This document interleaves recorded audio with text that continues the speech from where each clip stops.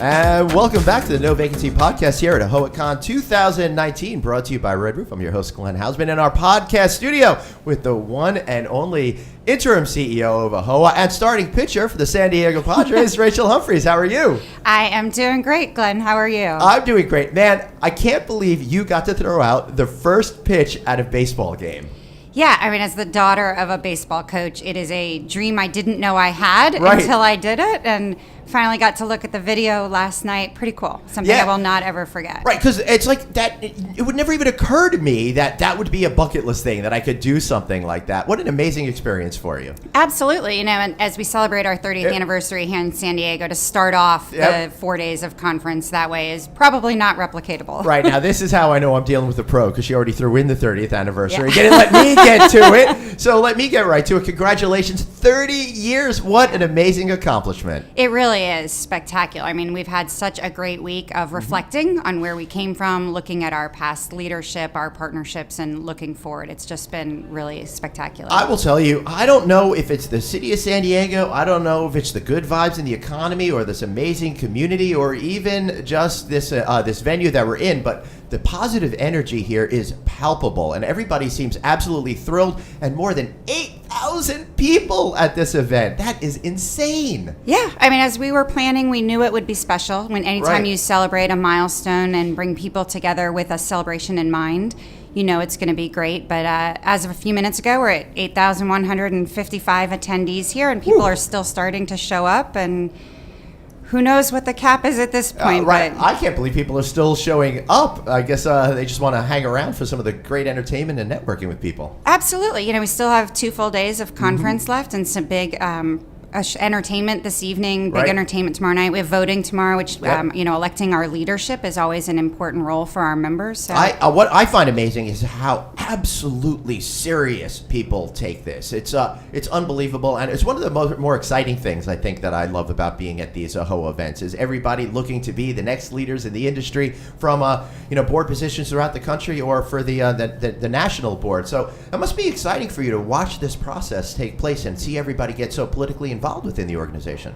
It is exciting. I mean, you take people who are very active in their own communities, who know a lot about the industry and want to share that with other people. These are volunteer positions, so it's always remarkable to see, folks who have businesses from one hotel to hundreds of hotels, who have families at home who are willing to dedicate their time to what we believe in and sharing that with their own communities and their regions. Hey, forget families at home. They're bringing their families with them. And today, in fact, we've been doing a great thing here at the official podcast studio here for the AHOA conference. I got to talk to one young gentleman who's only 15 years old today, and he is super excited to be able to take on a role within AHOA as soon as he's old enough. It's so cool. Well, certainly, I'm guessing celebrating your birthday here with Sonu Nigam International singer and star is a pretty exciting opportunity for him. I know we heard today from a couple of our presenters that they met lifelong friends here at the AHOA convention. Wow. So not just about the networking for the businesses, but families whose kids meet each other and they grow up in the industry and they grow up coming to the AHOA convention. Right. Now, last night, I had the opportunity to go to the Young Professionals event. Of course, I had to pretend I was 20 years younger in order to fit in there. You and me both. Yeah, right? But I couldn't believe it when I walked in. I thought I would see, 50 people or something like that. It was packed, and it was great to see all of these young people coming together. And the reason why I bring it up is because I think they're the ones that are forming those bonds that are going to take them for the next 20, 30 years within this community. Yeah, I mean, like with any association, you're always looking to make sure that you have a path to the future. Right. And we know why AHOA was founded, and we know that for some, those reasons, fortunately, are behind us. But we want to make sure that we're always programming and contributing to the future of hospitality. And so our young professionals are a critical component of our membership, but they love the opportunity to network, to learn from each other. As you said, some of them have known each other their whole lives. Right. But to come together last night, I had a chance to go by the young professional reception as well and just hear them, what they're doing with their businesses. The young professionals are moving in a very different direction within the industry in a lot of ways. and to hear their new ideas and how they're doing has been really exciting. Well, every one of the young professionals I talk to, they're so different than their parents, or in some cases their grandparents, who are just trying to create a lives for themselves here in America. Now, all of these kids, they want to own hundreds of hotels out there, and it's great that they have the educational backbone with AHOA over 200 events a year from which to learn and develop themselves over time. Yeah, I think it's interesting. One of the things we've noticed with the young professionals, they grew up in the industry, and whether they've left and come back or whether they were in it all along, they have been running hotels since they were old enough to help their parents. And as you mentioned, now their education is very different. So you have a lot of finance degrees, real estate, law, other things, marketing, and they're now coming where they want to run it in a very different business approach. So a lot of development. They're very interested on the development side, the management company side, and a lot of our programming is now geared toward that shift in our owners. And one of the things of feedback that I heard that I thought was most interesting is people seem to love that you do all the regional events. And the line I heard several times is, they come to us, which I think is really terrific. And it helps, I think, also build a community within a community, for lack of a better word.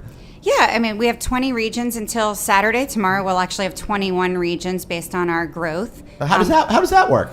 The Gulf region, which is comprised at the time of 3 different states, had such exceptional growth over the last couple years that Arkansas will be spinning off to be its own region effective at the end of this term. And so what we found was that there are some regions that are single states, so Florida, Georgia, some of the others. But then we have some regions, the Southwest is an example, where there are 4 states within the region. You might not get someone from Denver who wants to go to Phoenix for an event. So instead of 20 regionals, we decided we needed 28 regionals. And now this year it's 30 regionals because we do. I mean, our membership is so passionate. They want the products and services from the trade show. They want to hear local market data. They want to hear their local state association speaking. And the way to reach your members is to go to them. You know, we have this one great national event a year, and now with the launch of the HX, or the relaunch, I should say, of the HX. Hey, Rachel, you are so ahead of me and anticipating the next question I ask. I was going to try to do some cool segue there, but you brought it right in. What an exciting announcement. You've partnered with the HX Experience show. It's now going to be HX Experience, powered by AHOA. I think it's just the right injection that particular event needed, and opens up another great opportunity for you. And hey, I'm a little biased, but the greatest city in the world. Yes, well, who doesn't like to go to New York City in November, for sure. But no, it was a great opportunity for us. We saw that we had a lot in common. We had been working with the Boutique Design Group and the Hospitality Design Group for a few years on other aspects of HX and BDNY, BD West. But we really saw an opportunity with ST Media Group selling to Emerald, and then moving forward to see where we're bringing owners. Something that HX has been lacking a little bit over the last couple years. They bring a design element which has become really forefront for the select service industry, something that really hadn't been a big focus before. So between the great partners that we have, the great exhibitors and investors and trade show partners we have, the great education that we try to provide here, knowing that we can provide that there, it's just a great opportunity for both of us to relaunch the show. I think it's really terrific, and it gives the folks in the Northeast Corridor another great event that they could go to, although you'll have to put your coat on because it'll be November. So one of the other things I've noticed about AHOA, and I've really enjoyed watching over the last 10 years, is how you seem to have been Capitol Hill outsiders, but now it's almost as if you're the consummate insiders. I remember you know, folks in the early days trying to get appointments to see members. Now members of Congress are seeking out folks in the AHOA community to meet with. What a great change that is for you folks. Yeah, I mean, you're absolutely right. Just a few years ago, we spent most of our time on Capitol Hill trying to educate our lawmakers as to who AHOA is and what we were advocating on behalf of. And now it's like anything else with AHOA. It's a relationship business, and you need a constant presence, not just when you have something to talk about.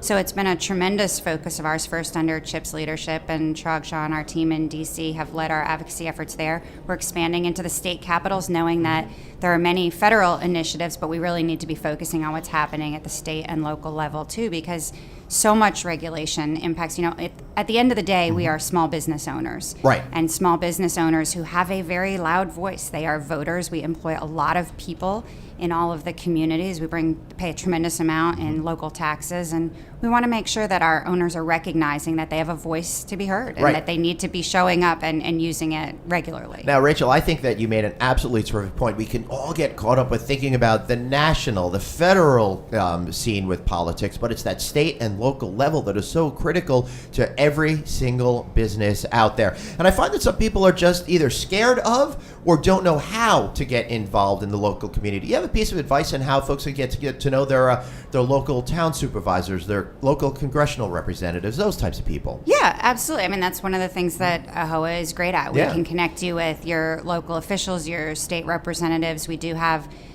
2 national fly-ins each year, one in conjunction with AHLA, one on our own, and we encourage all of our members to show up and meet with their elected officials at that point. We attended 21 state lobby days this year, so bringing hoteliers to their state capitals to talk about the issues facing them locally. And it's having your voice heard. It is making sure you are showing up, you are reaching out. And at the local level, we say all the time, it's great to know the police chief. It's great to know the fire marshal. It's great to know zoning and permitting and other things, and not just when there's an issue or something comes up to talk about, but you're an important part of that community. As I mentioned, you're employing people, you're paying taxes, and those relationships are very important as a part of that community. I think if it's a great idea to just go out and invite them, come by the property, take a tour of the property so they can better understand how much of an economic engine the hospitality industry is, even on the local level. Well, and you think about it too, most of our elected officials are not small business owners. Very few, maybe except for the President of the United States, are hotel owners.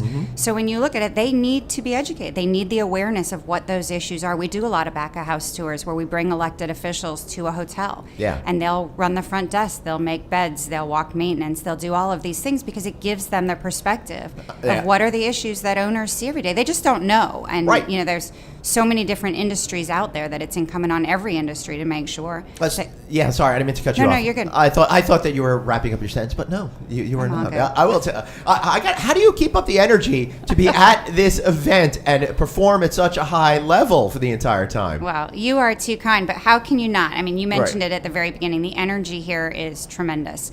You've got 8,000 hospitality industry, hotel owner members here. Everyone is excited. Business is great. They're proud of AHOA. It's a time of celebration for us. And so give me until Sunday morning and maybe a little bit different. But right now, the enthusiasm and the energy is what I draw from everybody who's here attending. That's absolutely wonderful. Before we wrap up, I'm curious as to what it's like for you on the business side of the organization, watching a new board member come in and over 4 years mature to the position to become the chairperson.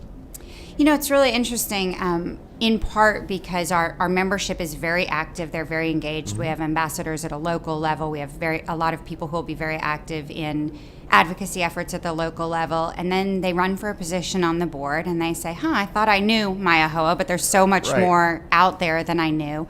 And then we see the same thing when they get elected as secretary, and then over the course of that 4 years as an officer to become chairperson, they learn how much more there is to the details.